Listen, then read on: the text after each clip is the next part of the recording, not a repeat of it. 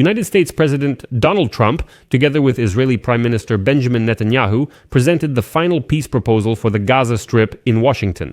The American president sent a direct message to Hamas militants, quote, "Accept all the proposals from Israel and the United States, or else Israel will receive my full and unconditional support in the war in Gaza."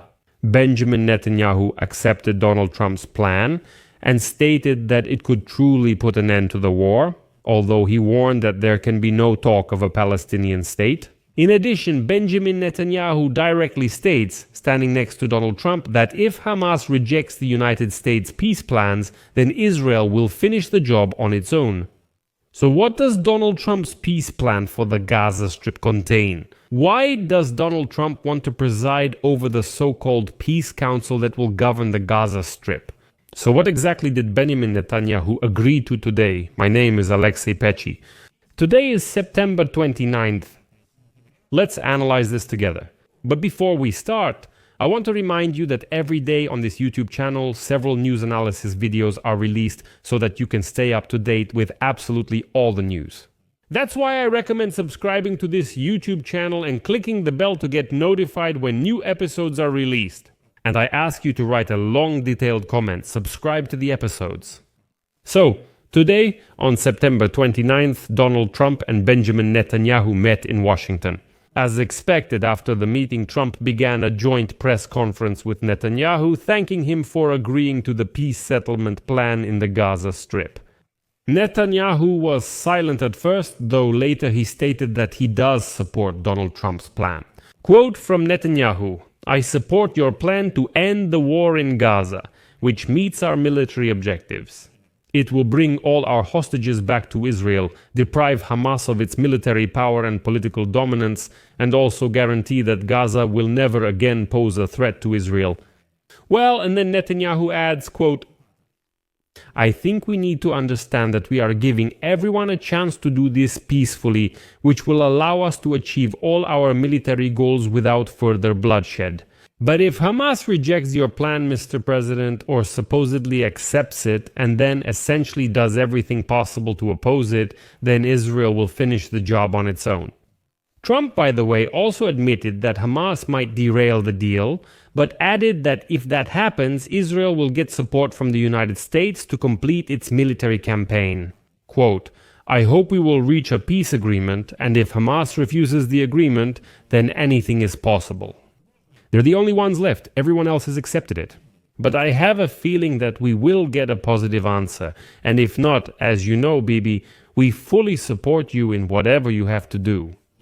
We'll discuss this in more detail later. There are two options in the peace plan. The first is a new government in the Gaza Strip, one through peaceful negotiations, and the second through an Israeli military campaign.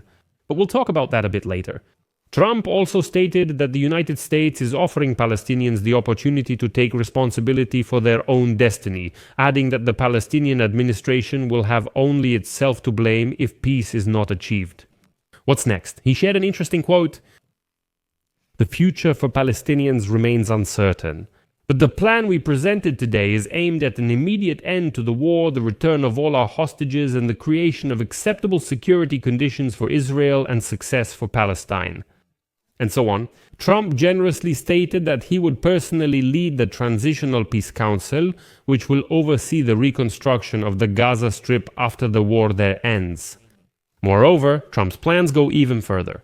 He stated that Iran may eventually join the Abraham Accords. This package contains agreements to normalize relations between Israel and its Middle Eastern neighbors. Well, that seems unlikely.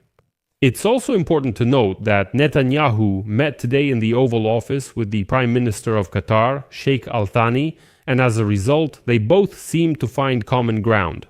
And sources claim that Netanyahu did apologize to Qatar for the strike on their capital aimed at eliminating Hamas militants earlier this month. And here we come to the most interesting part. So, what does Donald Trump's plan to end the war in the Gaza Strip include? The Trump administration's roadmap for achieving peace in the Gaza Strip was unveiled by the White House just before President Trump and Prime Minister Netanyahu addressed the journalists. It calls for an end to the war, the release of the remaining hostages, and the withdrawal of Israeli troops. Well, apparently, since it was originally presented by the leader of the Arab countries in New York, this plan has undergone some changes. Last week, the document was shortened by 1 point, from 21 to 20 points. So, the document states, quote, Israeli forces will withdraw to an agreed line in preparation for the release of the hostages. All military operations, including air and artillery strikes, will be suspended during this time. The front lines will remain frozen until the conditions for a full phased withdrawal are met. Now, regarding the changes, the initial version provided for the release of all hostages held by Hamas within 48 hours after reaching an agreement. In the latest version, this must be done within 72 hours. In today's new version of this plan, there is no longer a direct mention that Israel will not attack Qatar, as was stated in the version presented last week. Israel is not obligated to do so. The plan says no one will be forced to leave Gaza, and anyone who wants to leave can do so and return freely. This is despite Donald Trump's previous statement about the forced relocation of Palestinians. The plan also states that Israel will not occupy or annex Gaza. In addition, both versions of the document, last week and today, describe 2 levels of temporary administration for the Gaza Strip: a comprehensive international body and a Palestinian committee. In today's plan, the international body is already described as the Peace Council, chaired by Donald Trump. Some Arab leaders will be part of this Peace Council, Israel will be represented, and Donald Trump will serve as the chairman. The proposal does not provide for any future role for Hamas in governing the Gaza Strip. It also acknowledges the possibility of creating a Palestinian state, but it does not say that the United States or Israel would recognize such a state. Let me emphasize again, the proposal outlines 2 possible scenarios. This is very important. In other words, it is clearly stated that if the first option does not work, the second one comes into effect. So, according to one of them, Israeli forces withdraw to the agreed line if Hamas agrees to release all the hostages within 72 hours. According to another option, if Hamas refuses or disrupts the deal or does not release all the hostages, Israel will continue its military offensive in the Gaza Strip, essentially seize the entire territory, and then gradually transfer this territory under the control of a transitional government. That is in any case. This proposal marks the first time that Israel has publicly agreed to eventually withdraw from parts of the Gaza Strip and hand over the territory to international security forces. The only question is how this territory will be transferred.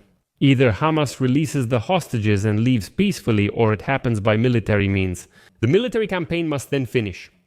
But there's still one important question. How will Israel secure the release of the hostages if Hamas refuses? The United States proposal doesn't answer this question. Israeli Prime Minister Netanyahu said that Israel will finish the job itself if Hamas does not accept the plan. In other words, it will continue the war. And finally, I'll add a very important quote from Netanyahu for you to think about. It seems to me that it shows Israel has actually secured fairly acceptable terms for itself through this war. The Prime Minister of Israel claims that Trump's plan actually achieves all of Israel's military objectives. And then I will quote Netanyahu.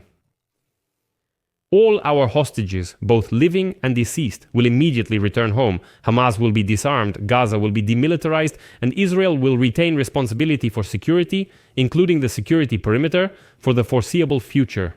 And finally, there will be a peaceful civil administration in Gaza, not subordinate to either Hamas or the Palestinian Authority. That means in the West Bank. So I'll leave it at that for now. Share your opinions and conclusions in the comments below this video. Write in the comments. Do you think Donald Trump's peace plan will be implemented? Or do you think the scenario will develop differently, where Israel will have to seize the entire territory of the Gaza Strip and then transfer it to international administration? Write your opinion in the comments. I'll leave it at that. Be sure to subscribe to the channel, hit the bell and give a like. That's all for now. Take care of yourselves. Goodbye, everyone.